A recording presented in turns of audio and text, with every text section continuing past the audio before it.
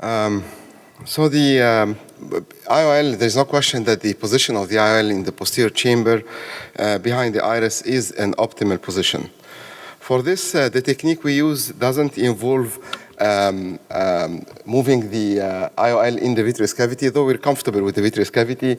What we do here is we go transscleral, then through the pupil, 1 millimeter, transscleral, come back and have a rectangular mesh, and then go the other side, 1 millimeter, go and have a second rectangular mesh, and then deal with the IOL on a very simple repositioning of the IOL into a presumed normal sulcus position. In here, the IOL was tilted, so we go into the mesh. We juggle the IOL in, and the way it's fashioned, the IOL is tethered in the mesh so that there is a horizontal stability and also avoiding a lateral tilt. We don't have to burn the haptics. We don't have to kink the haptics or even break the haptics. This child was aphakic. He had a secondary IOL implantation later in life. He had a congenital cataract, secondary IOL, and post-traumatic, he had a dislocated IOL. The IOL had a myopic shift, so the IOL, after being placed, was bisected and was even replaced. The distance between the two sutures is 4 millimeters, so that you end up by having a 4 millimeter square.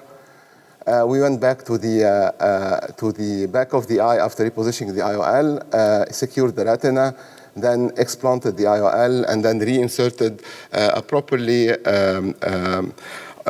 optical fitting IOL on the mesh. The tethering of the IOL between the four sides of the triangle here, of the rectangle, makes it vertically stable and avoid the tilt. We're dealing with the optic and not the haptic of the IOL. So again, the technique goes transscleral through conjunctival slits, and then transpupillary, and then transscleral, transpupillary, and then we make a little groove here to embed the knot, and we go the other way around to ensure a complete repositioning on the other side. So this is how the IOL is, the technique is used as well in traumatic aniridia cases to insert a motion lens, and this is how the IOL looks like, just behind the iris in a very normal anatomical position. Again, we depend on optic adjustment and not haptic repositioning.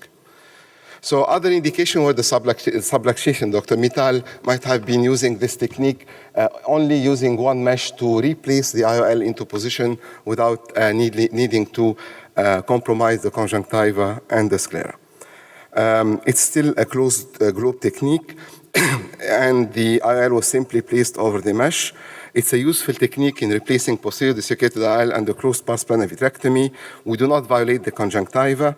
There is no scleral flap necessary, and this is what I think that a technique that needs to be further evaluated. Thank you very much.